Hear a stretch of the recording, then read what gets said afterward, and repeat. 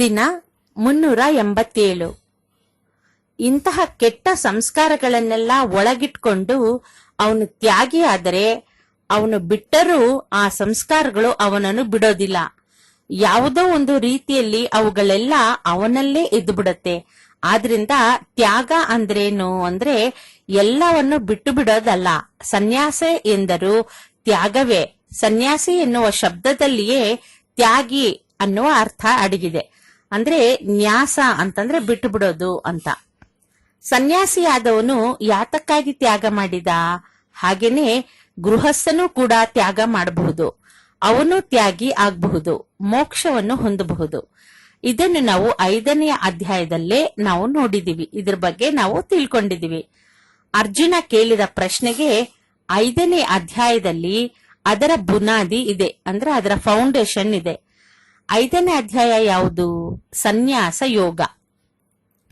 ಈ ಅಧ್ಯಾಯದಲ್ಲಿಯೂ ಅರ್ಜುನನು ಇದೇ ಪ್ರಶ್ನೆನ ಕೇಳಿದಾನೆ. ಕರ್ಮ ಸನ್ಯಾಸ ಮತ್ತು ಕರ್ಮಯೋಗ ಇವೆರಡರಲ್ಲಿ ಯಾವುದು ಮೇಲು ಅಂತ ಈ ಅರ್ಜುನ ಕೇಳಿದಾಗ ಶ್ರೀಕೃಷ್ಣ ಪರಮಾತ್ಮ ಇವೆರಡರ ಗುರಿಯೂ ಒಂದೇ. ಆದರೆ ಕರ್ಮ ಸನ್ಯಾಸ ಎಲ್ಲರಿಗೂ ಮೊದಲೇ ಸಿಗೋದಿಲ್ಲ. ಮಾನವರಲ್ಲಿ ಹಲವಾರು ಸಂಸ್ಕಾರಗಳು ಇದೆ. ಅವುಗಳೆಲ್ಲ ಕ್ಷಯವಾಗದ ಹೊರತು ಕರ್ಮಗಳನ್ನು ಬಿಡುವುದಕ್ಕೆ ಆಗೋದಿಲ್ಲ ಅಂತ ಹೇಳಿದಾನೆ. ಅಂತಂದ್ರೆ ಕ್ಷೇತ್ರಜ್ಞ ಯೋಗದಲ್ಲೂ ಇದೇ ವಿಷಯ ಬಂದಿದೆ ನೋಡಿ. ಕ್ಷೇತ್ರನೆಲ್ಲ ಯಾವಾಗ ನಾವು ಕ್ಲೆನ್ಸಿಂಗ್ ಮಾಡ್ಕೊಳ್ತೀವೋ, ಅವಾಗ ಮೇಲಿಂದ ಒಂದು ಜ್ಞಾನ ಹಾಕೊಳ್ತೀವೋ, ಅವಾಗ ಅದು ಹೊಡೆದೋಗೋದಿಲ್ಲ ಅನ್ನೋ ಮಾತು ಬಂದಿದೆ ಅಲ್ವಾ. ಇವಾಗ ನಾವು ಪಾತ್ರೆನ ತೊಳಿದೆ ಅದ್ರಲ್ಲಿ ಹಾಲು ಹಾಕ್ಸ್ಕೊಂಡ್ರೆ ಏನಾಗತ್ತೆ? ಹೊಡೆದೋಗುತ್ತೆ ಅಲ್ವಾ. ಆ ರೀತಿ ಸಂಸ್ಕಾರಗಳು ಎಲ್ಲಾನು, ಕೆಟ್ಟ ಸಂಸ್ಕಾರಗಳೆಲ್ಲ ಕ್ಷಯವಾಗದ ಹೊರತು ಕರ್ಮಗಳನ್ನು ಬಿಡೋದಿಕ್ಕೆ ಆಗೋದಿಲ್ಲ. ನಮ್ಮ ಒಂದು ಕರ್ಮಗಳು ಎಲ್ಲ ಕ್ಷಯ ಆಗ್ಬೇಕು. ಅವಾಗ್ಲೇ ನಮ್ಗೆ ಇದೆಲ್ಲ ಬಿಡೋದಿಕ್ಕೆ ಸಾಧ್ಯ ಆಗಿರೋದು. ಶುದ್ಧವಾದ ಅಂತಃಕರಣವನ್ನು ಹೊಂದಿರುವವನು ಸನ್ಯಾಸಿ ಆಗ್ತಾನೆ, ಅಥವಾ ಸನ್ಯಾಸಿಯಾದವನು ಶುದ್ಧವಾದ ಅಂತಃಕರಣವನ್ನು ಹೊಂದಿರ್ತಾನೆ. ಇಂತಹ ಒಂದು ಶುದ್ಧವಾದ ಅಂತಃಕರಣವು ಕರ್ಮಯೋಗದಿಂದ ಪ್ರಾಪ್ತ ಆಗಿರುತ್ತೆ. ಇಂತಹ ಶುದ್ಧವಾದ ಅಂತಃಕರಣ ಕರ್ಮಯೋಗದಿಂದ ಪ್ರಾಪ್ತ ಆಗಿರುತ್ತೆ. ಇಂತಹ ಒಂದು ಶುದ್ಧವಾದ ಅಂತಃಕರಣವೇ ಮೋಕ್ಷಕ್ಕೆ ದಾರಿ ಮಾಡಿಕೊಡುತ್ತೆ. ಸರಿ, ಮೋಕ್ಷಕ್ಕೆ ದಾರಿ ಮಾಡಿಕೊಡುತ್ತೆ. ಸರಿ, ಆದ್ರೆ ಮೋಕ್ಷ ಅಂದ್ರೆ ಏನು? ಮೋಕ್ಷ ಅಂದ್ರೆ ವಾಸ್ತವ ದರ್ಶನ, ಅಂದ್ರೆ ಸತ್ಯದ ದರ್ಶನ. ನಿಮ್ಗೆ ಯಾವುದೇ ಒಂದು ಸಣ್ಣ ಕೆಲಸ ಮಾಡಬಹುದು, ದೊಡ್ಡ ಕೆಲಸ ಮಾಡಬಹುದು, ಅಥವಾ ಯಾವ ಒಂದು ಕೆಲಸ ಮಾಡ್ಬೇಕಾದ್ರೂ ಒಂದು ಕನ್ಫ್ಯೂಷನ್ಸ್ ಇರುತ್ತೆ ಅಲ್ವಾ. ಒಂದು ಡ್ಯುಯಾಲಿಟಿ ಮೈಂಡ್ ಬರುತ್ತೆ. ಹೀಗ್ ಮಾಡಿದ್ರೆ ಹೇಗೆ, ಹಾಗ್ ಮಾಡಿದ್ರೆ ಹೇಗೆ ಅಂತ. ಹಾಗೆ ನಮ್ಗೆ ವಾಸ್ತವ ದರ್ಶನ ಅಥವಾ ಸತ್ಯದ ದರ್ಶನ ಗೊತ್ತಾದವ್ರಿಗೆ ಈ ರೀತಿ ಒಂದು ಕನ್ಫ್ಯೂಷನ್ಸ್ ಅವ್ರಿಗೆ ಬರೋದೇ ಇಲ್ಲ, ಯಾವತ್ತೂ ಬರೋದಿಲ್ಲ ಅವ್ರ ಲೈಫಲ್ಲಿ. ಇಂತಹ ವಾಸ್ತವ ದರ್ಶನವನ್ನು ಸನ್ಯಾಸಿ ಮಾತ್ರನೇ ಅಲ್ಲ, ಗೃಹಸ್ಥನು ಇದನ್ನು ಪಡ್ಕೊಳ್ಬಹುದು. ಇಂತಹ ವಾಸ್ತವ ದರ್ಶನವು ಸನ್ಯಾಸಿಗೆ ಮಾತ್ರ ಅಲ್ಲ, ಗೃಹಸ್ಥನಿಗೂ ಅಗತ್ಯ ಇದೆ. ಅಸತೋಮ ಸದ್ಗಮಯ, ತಮಸೋಮ ಜ್ಯೋತಿರ್ಗಮಯ, ಮೃತ್ಯೋರ್ಮ ಅಮೃತಂ ಗಮಯ. ಇಂತಹ ಜ್ಞಾನದ ಬೆಳಕು ಸನ್ಯಾಸಿಗೆ ಮಾತ್ರ ಅಲ್ಲ, ಮನುಷ್ಯನಾಗಿ ಹುಟ್ಟಿದವರೆಲ್ಲರಿಗೂ ಇದು ಖಂಡಿತ ಬೇಕಾಗುತ್ತೆ. ಇಲ್ಲಿ ಅರ್ಜುನನ ಪ್ರಶ್ನೆ ಏನು ಅಂತಂದ್ರೆ, ಇಂತಹ ಮೋಕ್ಷವನ್ನು ಪಡೆಯೋದಿಕ್ಕೆ ಸನ್ಯಾಸಿಯು ಯಾವ ಮಾರ್ಗವನ್ನು ಹಿಡಿತಾನೆ? ಗೃಹಸ್ಥನು ಯಾವ ಮಾರ್ಗವನ್ನು ಹಿಡಿತಾನೆ?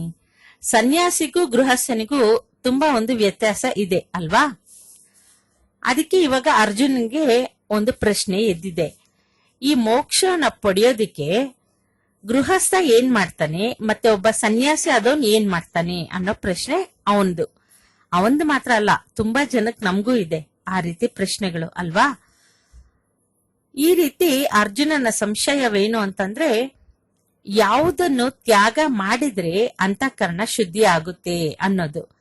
ಇಲ್ಲಿ ನಾವೆಲ್ಲ ಚೆನ್ನಾಗಿ ನೆನ್ಪಿಡ್ಬೇಕು. ತ್ಯಾಗ ಅಂತಂದ್ರೆ ಪಲಾಯನ ಅಲ್ಲ. ಪಲಾಯನ ಅಂತಂದ್ರೆ ಒಂದು ಎಸ್ಕೇಪ್ ಆಗೋದು. ಈಗ ಒಂದು ಎಕ್ಸಾಂಪಲ್ ನೋಡಿ. ಒಬ್ಬ ಗಂಡ ಹೆಂಡತಿ, ಮಗ ಸೊಸೆ, ಮತ್ತೆ ಇನ್ನೊಬ್ರು, ಒಂದ್ ಚಿಕ್ಕ ಮಕ್ಕಳು ಒಂದಿಬ್ರು, ಅಪ್ಪ ಅಮ್ಮ, ಇಷ್ಟು ಜನ ಇರ್ತಾರೆ. ಅವ್ರಿಗೆ ಹಣದ್ದು ತುಂಬಾ ಅಭಾವ ಬಂದಿರುತ್ತೆ, ವ್ಯಾಪಾರ ಏನೋ ಲಾಸ್ ಆಗಿರುತ್ತೆ ಅಥವಾ ಇನ್ನ ಏನೋ ಆಗಿರುತ್ತೆ, ಅವ್ರಿಗೆ ಹಣಕಾಸಿನ ವ್ಯವಹಾರ ಅತಿ ಕಡಿಮೆ ಆಗಿರುತ್ತೆ. ಆದ್ರೆ ಈ ಮನೆ ಒಡತಿ ಇರ್ತಾಳಲ್ಲ, ಈ ಮನೆ ಯಜಮಾನನೇ ಎಲ್ಲಾ ಒಂದು ಜವಾಬ್ದಾರಿನೇ ಹೊಂದಿರ್ತಾನೆ. ಇವನೇ ಎಲ್ಲ ಎಷ್ಟೋ ವರ್ಷಗಳ ಕಾಲ ನಡ್ಕೊಂಡು ಬಂದಿರ್ತಾನೆ. ಈ ಹೆಂಡತಿ ಆದವಳು ಏನ್ ಮಾಡ್ತಾಳೆ, ಅವಳ ಕೆಲ್ಸ ಚೆನ್ನಾಗಿ ನಿರ್ವಹಿಸ್ಕೊಂಡ್ ಬರ್ತಾ ಇರ್ತಾಳೆ. ಅವಳಿಗೆ ಯಾವುದೇ ಒಂದು ತಾಪತ್ರ ಇರೋದಿಲ್ಲ. ಮನೆಗೆ ಬೇಕಾಗಿರೋ ಸಾಮಾನೆಲ್ಲ ಗಂಡ ತಗೊಂಡ್ ಬಂದ್ ಹಾಕ್ತಾ ಇರ್ತಾನೆ. ಮತ್ತೆ ಇವಳು ಎಲ್ಲ ಅದರಲ್ಲಿ ಮಾಡ್ತಾ ಇರ್ತಾಳೆ. ಇಷ್ಟು ವರ್ಷದ ಕಾಲ ಇವಳು ಮಾಡ್ಕೊಂಡ್ ಬರ್ತಾ ಇರ್ತಾಳೆ. ಗಂಡನ ಒಂದು ಯಾವುದೇ ಒಂದು ಹಣದ ವ್ಯವಹಾರದಲ್ಲಿ ಇವಳು ತಲೆ ಹಾಕೋದಿಲ್ಲ, ಯಾಕೆಂದ್ರೆ ಅದ್ರ ನೆಸೆಸಿಟಿ ಇರೋದಿಲ್ಲ ಅವಳಿಗೆ. ಹಾಗಾಗಿ ಇಷ್ಟು ವರ್ಷ ನಡ್ಕೊಂಡು ಬಂದಿದ್ದಾಯ್ತು. ಇವಾಗ ಆ ಗಂಡನ್ಗೆ ತುಂಬಾ ಒಂದು ಬಿಕ್ಕಟ್ಟು ಅಂತಂದ್ರೆ ಹಣದ ಒಂದು ಬಿಕ್ಕಟ್ಟು ಏರ್ಪಟ್ಟಿರುತ್ತೆ. ಹಣಕಾಸಿಗೆ ತುಂಬಾ ತೊಂದರೆ ಪಡ್ತಾ ಇರ್ತಾನೆ. ಎಲ್ಲೆಲ್ಲೋ ಸಾಲ ತಗೊಂಡ್ ಬಂದಿರ್ತಾನೆ, ಅಲ್ಲಿಂದ ತಗೊಂಡ್ ಬಂದ್ ಇಲ್ಲಿ, ಇಲ್ಲಿಂದ ತಗೊಂಡ್ ಬಂದ್ ಅಲ್ಲಿ, ಈ ತರ ಹಾಕೊಂಡು ತಲೆ ಮೇಲೆ ಕೈ ಹೊತ್ಕೊಂಡ್ ಕೂತಿರ್ತಾನೆ. ಯಾಕೆ ಹೀಗಾಗುತ್ತೆ ಅಂತ. ಈಗ ಈ ಹೆಂಡತಿ ಆದವಳು, ನಾನು ಇಷ್ಟು ವರ್ಷ ನಾನೇನು ಅವನ ಹಣಕಾಸಿನ ವಿಷಯಕ್ಕೆ ನಾನ್ ತಲೆ ಹಾಕ್ಲಿಲ್ಲ, ಇವಾಗ ನನ್ಗೆ ಯಾಕೆ ಬೇಕು ಅಂತಂದ್ರೆ ಅದು ಎಸ್ಕೇಪಿಸಮ್, ಅದು ಎಸ್ಕೇಪ್ ಆಗೋದು. ಇಷ್ಟು ದಿವಸ ಅವನಿಗೆ ಬೇಕಾಗಿರ್ಲಿಲ್ಲ, ಇವಳು ಅವನ ಯಾವುದೇ ಒಂದು ವ್ಯವಹಾರಕ್ಕೆ ತಲೆ ಹಾಕ್ತಾ ಇರ್ಲಿಲ್ಲ, ಸರಿ. ಆದ್ರೆ ಈಗ ಅವನ ಒಂದು ಹಣದ ಪರಿಸ್ಥಿತಿ ಇವಳು ಅರ್ಥ ಮಾಡ್ಕೊಂಡು ಅದಕ್ಕೆ ಯಾವ ರೀತಿ ಬೇಕೋ ಅದಕ್ಕೆ ಸಲಹೆ ಆಗ್ಲಿ, ಅಥವಾ ಇವಳು ಒಂದು ಕೆಲಸ ಮಾಡಿ ಆ ಒಂದು ತೂತುಗಳನ್ನ ಮುಚ್ಚೋದಾಗ್ಲಿ, ಅಥವಾ ಒಂದು ಮನೆಯಲ್ಲಿನ ಖರ್ಚುಗಳನ್ನ ಕಡಿಮೆದಾಗ್ಲಿ ಮಾಡ್ಬೇಕು ಅಲ್ವಾ. ಇಷ್ಟು ವರ್ಷ ನಾನ್ ತಲೆ ಹಾಕಿಲ್ಲ, ಇವಾಗ ಮಾತ್ರ ನಾನ್ ಯಾಕೆ ತಲೆ ಹಾಕ್ಬೇಕು, ಅವ್ರು ಏನ್ ತಗೊಂಡ್ ಬರ್ತಾರೋ ನಾನು ಅಷ್ಟ್ರಲ್ಲಿ ನಾನು ಮಾಡ್ಕೊಂಡಿರ್ತೀನಿ ಅಂತಂದ್ರೆ ಅದು ಪಲಾಯನ ಅಲ್ವಾ. ಇದು ಒಂದು ಎಕ್ಸಾಂಪಲ್. ಈ ರೀತಿ ಎಷ್ಟೋ ಇರುತ್ತೆ ಪಲಾಯನಗಳು. ಅಯ್ಯೋ ನನಗ್ಯಾಕ್ ಬೇಕು ಅಂತ. ಅಪ್ಪ ಅಮ್ಮ ಇರ್ತಾರೆ, ತಂಗಿ ಇರ್ತಾಳೆ, ಅವನು ತಂಗಿಗೆ ಮದ್ವೆ ಮಾಡ್ಬೇಕಾಗತ್ತೆ, ಅಕ್ಕನ್ಗೆ ಮತ್ತೆ ಅಣ್ಣನ್ಗೆ ಮದ್ವೆ ಮಾಡಾಯ್ತು, ನನಗೂ ಮಾಡಾಯ್ತು. ಇನ್ನ ಅಪ್ಪ ಅಮ್ಮನ ಕೆಲಸ ಏನೋ ನನ್ ತಮ್ಮಂದು ಮಾಡೋದು ಅಥವಾ ನನ್ ತಂಗಿದು ಮಾಡೋದು ಅಂತ ಇರುತ್ತೆ, ಸರಿ. ಆದ್ರೆ ಮೊದಲಿನ ತರಾನೇ ಅವ್ರ ಏಜ್ ಹಾಗೆ ಇರುತ್ತಾ, ಅವ್ರ ಹಾಗೆ ದುಡಿಯೋದಕ್ಕಾಗತ್ತಾ? ಇವಾಗ ಇವನು ಸ್ವಲ್ಪ ಅರ್ಥ ಮಾಡ್ಕೊಂಡು ನನ್ ತಂಗಿಗೆ ಅಥವಾ ತಮ್ಮನ್ಗೆ ನಾನು ಮಾಡ್ಬೇಕು ಅನ್ನೋ ಒಂದು ಜವಾಬ್ದಾರಿನ ಇವ್ರು ತಗೊಳ್ಬೇಕು. ಹಾಗೆ ತಗೊಳ್ಳಿಲ್ಲ ಅಂತಂದ್ರೆ ಅದು ಪಲಾಯನ, ಅದು ಎಸ್ಕೇಪಿಸಮ್. ಈ ರೀತಿ ಮಾಡಬಾರ್ದು ಅಂತ ಹೇಳ್ತಾ ಇದ್ದಾನೆ ಶ್ರೀಕೃಷ್ಣ ಪರಮಾತ್ಮ. ಈ ರೀತಿ ಮಾಡದೆ ಒಂದು ವಿಕಾಸನ ಹೊಂದಬೇಕು. ಯಾವ್ದ್ರಿಂದನೂ ಎಸ್ಕೇಪಿಸಮ್ ಅಂತೂ ಇರಬಾರ್ದು. ಎಸ್ಕೇಪ್ ಆದ್ರೆ ನೆನ್ಪಿಟ್ಕೊಳ್ಳಿ, ಅದ್ ಯಾವತ್ತಿದ್ರು ಮತ್ತೆ ಒಂದ್ ದಿವಸ ನಿಮ್ಮನ್ನ ಆ ಕಷ್ಟಗಳು ಎಳ್ಕೊಂಡು ಹೋಗುತ್ತೆ. ಆದ್ರೆ ಯಾವಾಗ ನಾವು ಅದಕ್ಕೆ ಫೇಸ್ ಮಾಡಿ ಅದನ್ನ ಸಾಲ್ವ್ ಮಾಡ್ತೀವೋ ಅವಾಗ ನಮ್ಗೆ ಆ ಕಷ್ಟದಿಂದ ನಾವು ಪಾರಾಗ್ತೀವಿ. ಈ ರೀತಿ ಪಲಾಯನ ಮಾಡದೆ ವಿಕಾಸ ಹೊಂದಬೇಕು. ಇದನ್ನೇ ಈ ಮುಂದಿನ ಶ್ಲೋಕದಲ್ಲಿ ಎಷ್ಟು ಚೆನ್ನಾಗಿ ವ್ಯಾಖ್ಯಾನ ಮಾಡ್ತಾ ಇದ್ದಾನೆ ನೋಡಿ ಶ್ರೀಕೃಷ್ಣ ಪರಮಾತ್ಮ. ಶ್ಲೋಕ 2 ನಾಳೆ ಹೇಳ್ತೀನಿ. ನಮಸ್ಕಾರ.